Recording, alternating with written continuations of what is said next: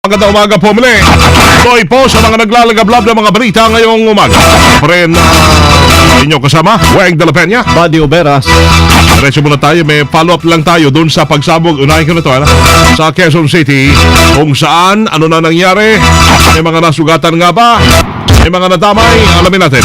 Iradyo mo, Silvestre Laban. Dumating na dito sa naturang site sa 140 sa Ilocos Street sa barangay Ramon Magsaysay, Bago Bantay, Quezon City, si QC Director Senior Superintendent Albano. Alamin natin yung karon to, sinasabi niya yung motibo o iba. Klaseng bomba siya? Hindi pa natin masasabi dahil hahanapin natin itong mga device dito sa maraming klase kasi dito natin makikita kung anong klase. Sabi ko nga kanina, na malaman natin ito. Si District Director QCPD Albano. Rambo, Yes, sa kapakanan ng mga nakikinig, kabukas, patsunin lang natin, saan, ano ang sumabog dyan sa lugar na yan? Sumabog dalawang sasakyan yung pinasabugan at wasak ka to. Yung kalapit bahay nito, mga 30 meters, ay nadamay din yung mga salamin. Yung hood nito sasakyan, lumampas doon sa atip. Itong 30 meters, 20 to 30 meters ang layo sa bubong mismo. Yung hood ng sasakyan, yung mga salamin, mga appliances, wasak sa mga kalapit na bahay dito. At maging yung kalapit bahay nila sa ibang kalye, dinig din yung lakas ng pagsabog. Inaalam pa no kung anong klase dahil patuloy pa rin ang pangangalap ng bomb disposal unit ng QCPD para matukoy kung ano yung klaseng bomba yung ginamit nitong pagpapasabog kanilang madaling araw, at yung motibo ay patuloy pa rin nilang inaalam kasamang Weng at Buddy. Kasamang Rambo, pakibanggit ulit sa inyo eksaktong lugar ng pinangyarihan yan. Sa Ilocos Sur Street sa barangay Ramon Magsaysay, Bago Bantay, Quezon City, sa tahanan ni Charmin Tating. Ito'y supervisor, 32 anyos, may-ari ng isang talyer, at saka tabi nito na may-ari ng hardware, si Mr. Chan ay nadamay din kasamang Weng at Buddy. Anong mga sasakyan yun at kanina yung mga sasakyan na yun? Yung mga sasakyan ay nila dito sa kanilang kaibigan. Ito Italier kasi isang pinapagawa lang yung mga sasakyan. Nakaparada dito. Dito yung pinasabugan kasama mga Weng at Buddy. So parang nadama yung dalawang sasakyan? O talagang dalawang sasakyan? Ito ang sinasabing target dahil wasak yung unahan nitong isang Opel at tumilapon doon sa bubungan, mga 20 to 30 meters ang layo yung pinakahod ng sasakyan sa lakas ng impact. At yung mga kalapit na bahay nito, kayong kapit bahay, yung mga bubong nila, yung mga salamin, mga appliances ay wasak sa impact ng pagsabog. May mga nasaktan pa dyan? May nasaktan na yung isa na nasugatan sa paa dahil sa bubog ng salamin, sinugod sa paggamutan. At maliban doon, wala namang ibang nasakyan. Ito ay national road, no, daanan ng mga sasakyan. Mabutit walang tumaan na mga tricycle driver o ibang sasakyan. Merong nakatambay kanina, mga nakatambay, pero yung nangyari yung pagsabog ay wala umanong nakatambay kasamang Buddy. Nasugatan sa paa, anong pangalan nung nasugatan? Anong klaseng sasakyan pala din yun? Yung nasugatan hindi pa nila alam dahil kagad na isinugod kagad. Lalaki, babae? Lalaki, isang bading daw o bakla. Yung sasakyan, Hyundai, kulay parang green, mint green na may plakang XNW352, at isang Opel Kotse. Tetra Opel no, na may plakang WGA533 na kulay gray. Yun ang unahan nito, yung pinakahod ng sasakyan ng sasakyan na Opel, tumilapon doon sa bubungan ng kapitbahay nila, 20 to 30 meters ang layo, kasama ng Weng. Ganon ang lakas ng impact nitong pagsabog, at yung mga salamin, pati yung mga kariton ng bukuhan dito wasak din ng sabing pagsabog. May dalawang katao na sinasabi nung nangyaring pagsabog, may daladalang cellphone ay tumakbo yung dalawang katao at yung isa na nagsilbing lookout Meron bang- ay tumakbo rin. Meron bang CCTV sa area na yan? Yun ang inaalam ngayon ng mga kagawad ng QCPD kung merong CCTV dito sa mga kalapit lugar para ma-determina at malaman kung sino yung tatlong katao na umalis matapos na sumabog itong dalawang sasakyan dito Alright. sa tapat mismo ng tahanan ng mga tating. Balik-balikan mo kami, Rambo, ha, sa mga dagdag na impormasyon dyan sa pagsabog na yan sa Quezon City na naman. Oo, mamaya at bako iba magbabalik kasama nga uwi. Kasama mo sa Quezon City para sa DJXL 558. Ako si Silvestre Labay, Tatak RMN. Naglalagablog sa 558. Dahil sa hindi yun napansing concrete barrier, bumangga yung isang sasakyan. Dakong alas 3 kanina madaling araw sa barangay Pamplona, may alabang sa Bote Road. Umabot na isang oras ang pag-rescue sa driver ng Mitsubishi Galant na may plakang TXG 664 na si Gerardo Llanes, 50 anyos. Naipit yung ikalawang paa ni Llanes at idinadainid din ito yung pagkasakit ng kanyang dibdib dahil sa lakas ng pagtama sa manibela. Sa lakas ng impa, umikot pa yung kotse pataliwas na direksyon patungong Coastal Road. Nagpapagaling na yung biktima sa Perpetual Hospital sa Las Villas. Dalawang sasakyan na nagbangga sa may southbound lane ng Katipunan Underpass sa Quezon City pasado alas 12 ng umaga. Sa report, isang kulay pula na Toyota Corolla plakang THF 877 at isang Honda na may plakang NOV 643 yung nagbanggaan sa underpass kung saan kapwa wasak. Ang unang bahagi ho ng mga ito, isang hindi pa nakilalang biktima naman na paulit na nasugatan sa nangyaring insidente. Tuloy pa rin ang investigasyon na matauhan ng MMDA at traffic sector ng Quezon City. May bumangga ring sasakyan. Bida ho lahat ng mga sasakyan ngayon, ano? Sa concrete division ng Quiapo Bridge patungong Loton. Mag-alauna kaninang umaga. Hindi pa matukoy kung anong dahilan ng pagkakabangga ng isang kulay gray na SUV na may plakang TQA 261. Minamaneho naman na hindi pa nakikilala ang driver kung saan sa sobrang lakas ng impact umikot at humarap ito sa kabilang direksyon. Mabilis naman tumakas ang driver na naturang sasakyan matapos ang insidente kung kaya't inaalam pa rin ng pulisya ang pagkakakilanlan ng nasabing driver. Naglalagablog na mga balita. Puro sasakyan tayo, no? Ingat ha, may pinapasabog. Sasakyan din yung kanina. DZXL Bulat Palaro. Nakakalaban agad po ng Gilas Pilipinas at Taiwan sa first round dito ng 2013 FIBA Asia Championship na gaganapin sa Maynila ngayong Agosto pa. Bukod sa Taiwan, kasama ng Pilipinas sa Group A ang Jordan at Saudi Arabia. Bilang host country ng pinakamalaking basketball event sa Asia, karapatang pumili ho ng Pilipinas kung saan grupo naisin at kung sino ho ang gusto nating makabangga sa opening day. Samantala, sa Group B naman, magkakasama ang Japan, Qatar, Lebanon at Hong Kong.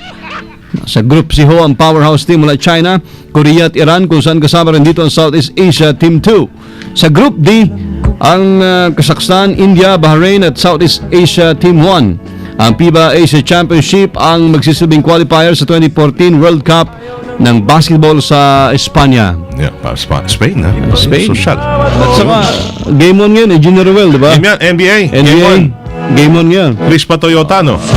Ano? LA, ano? Hindi nga. Miami, Spurs. Tsaka Spurs. Spurs at Heat. Pagpatawad na lang yung mga meron bang ng yung mga kuwan natin manlalaro. Di ba? Kung saan man kayo mapadpad, kung may binubu, pagpatawad nyo na lang. No? Huwag nyo nang kwanta.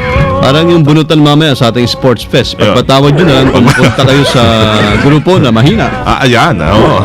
Sa kulay na hindi nyo paborito. Ayan. Pagpatawad nyo mamaya. Pagpatawad, ha? Pagpatawad. Pero wag niyong pagpatawad si Mister kung mamaya pagdating pagod at stress. Nako, wala nang gana, lumalabing daw sa inyo, misis. Wala nang lakas at sigla, wag niyong patawarin. Mga pagkos ay bigyan niyo ho ng Robust Supplement for Men. Nagtataglay ho yan ng mga natural na sangkap mula ho sa halaman tulad ng L-arginine at horny goat weed. Ang Robust ay nagpapagsigla ho kay Mister para maging mainit ulit kay misis. Para ho sa higit na informasyon, mag-text sa Robust Hotline 0909-333-3333. Robust Dietary Supplement for Men para sa lalaking astig at hindi umuurong sa anumang laban. DZXL Showbiz Balita. Hello everybody and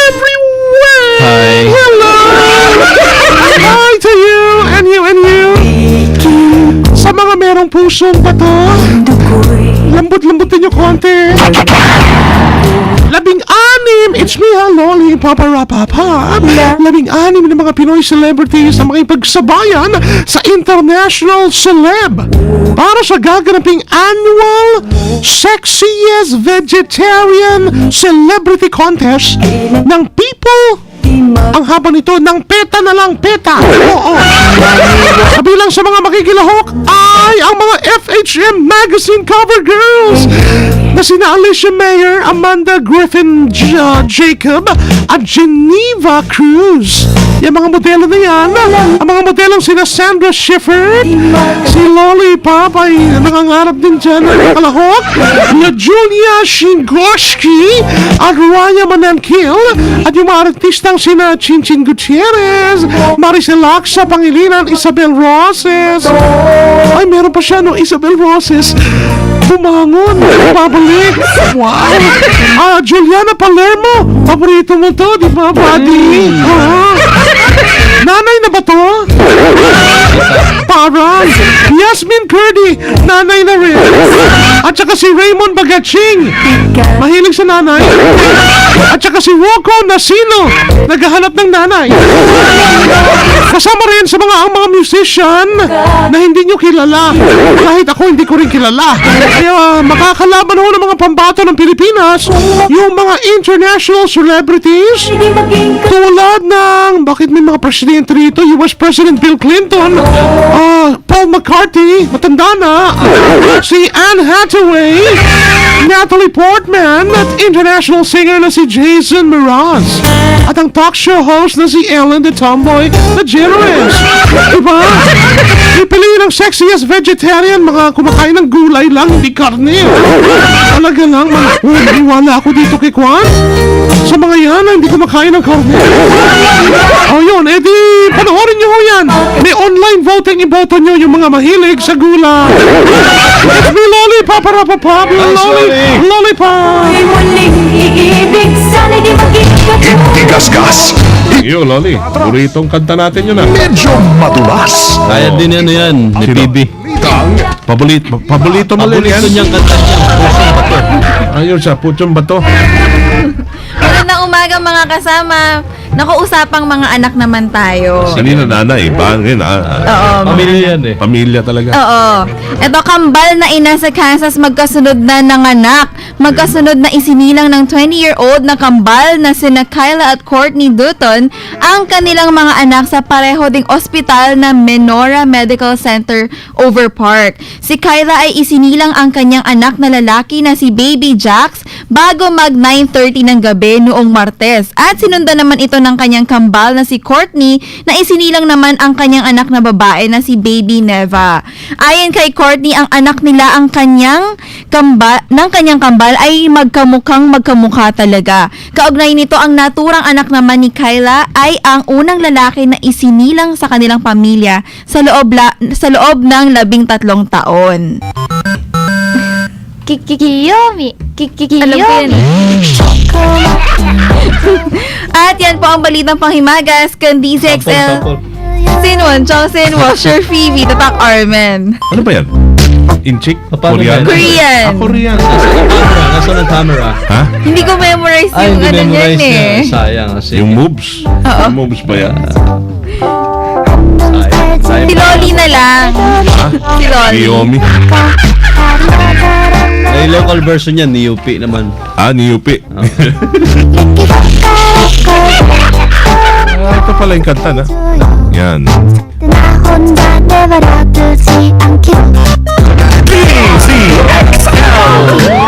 Ulat. Trapiko. Ayun yan ni Rambo, kaya lang, hindi may papakita sa radyo. Oh.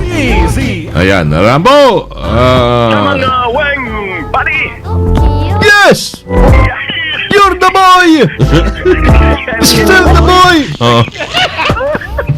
Oo naman, siyempre. Hoy, Biyernes mamaya, saan mo dadalhin yung partner mo? May meeting namin yung partner ko, dyan na, alam na niya yan. Oh, yung tawa mo, binata talaga. Siyempre. Magbaon ka ng robas, ha, mamaya? Lagi ko yung baon. Kaya Yan. ganito kasigla ko dahil doon sa binabanggit mo. Oh, para sa lalaking astig at di umuurong sa anumang laban. Oo, kaya ako hindi umuurong kahit anong klaseng laban. Dahil dyan.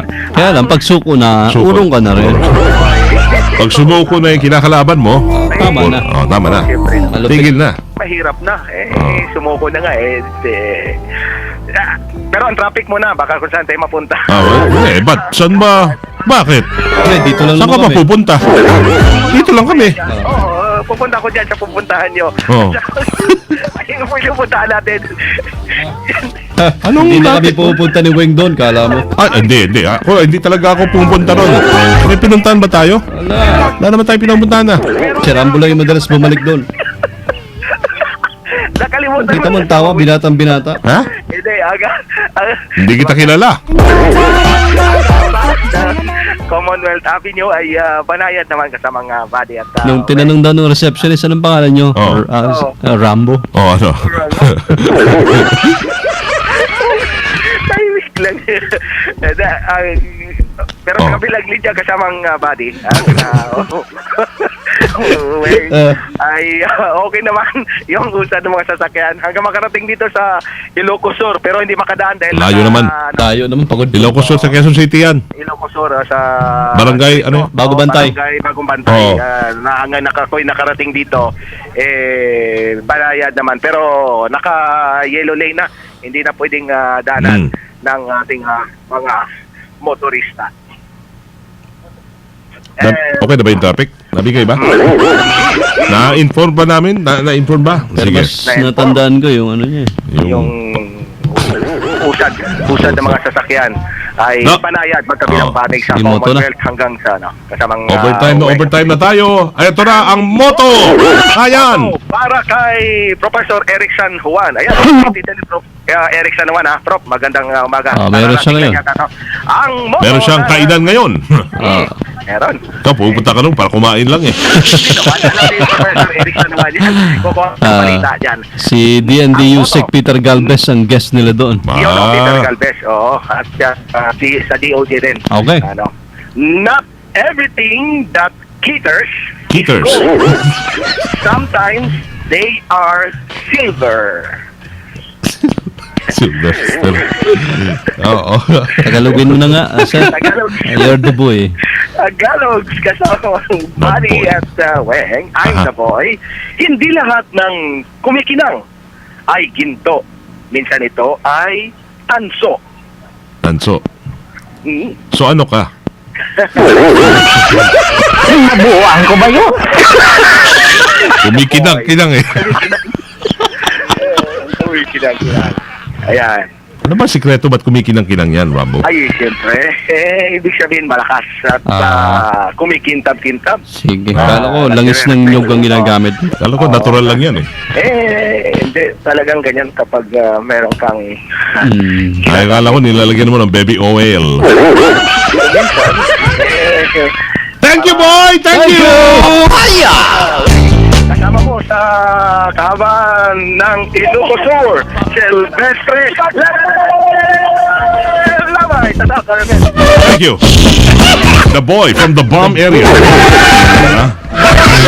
Ay, maikli lang. Oh. At baka may problema kayo, may tanong kayo sa birth certificate, death Ako. certificate, marriage certificate, at lahat ng may kaugnayan po sa NSO. Pwede ba dyan gift certificate? Ay, itanong natin mama kay Certificate. Director Lourdes Hupana. Guest po siya live kay Bakal. Oh. Alas 8 ngayong umaga. Ayun. Baka may mga tanong po kayo, iparating nyo mamaya, ha? Yan, ayos yan. Civil Registry Department. Kami ni Rod, may problema kami dyan. Ayun, Rod tama, Marcelino. tama. Andito siya mamaya. Oo. Si Director Lourdes Hupana ng NSO, mga kasama. Thank you. Abangan o. Sa Bakal. Bakal. Ngayon. Ay, So- ngayon na yun. Ngayon na. Sa Bakal na kami. Pero diretso makadaglablab ng mga balitang tatak namin. Ang inyong napakinggan. Dito naman ngayong umaga sa DCXL 558. Friday, happy weekend, June 7, 2013. Kasama nyo sa serbisyo publiko. At kami tanghali, magsasama-sama ulit tayo. From the city of Samboy, Luceres, Primo Hermano, Weng de la From the Peña. province of Occidental Mindoro, mabuhay, ako si Buddy Obera. Kami ho ay Tatak RMN. Lalagablab ng mga balita. Sumayin niyo ang 15 minutong kalipunan ng mga pinakahuling kaganapan sa Kalakang, Maynila, sa ating bansa at saan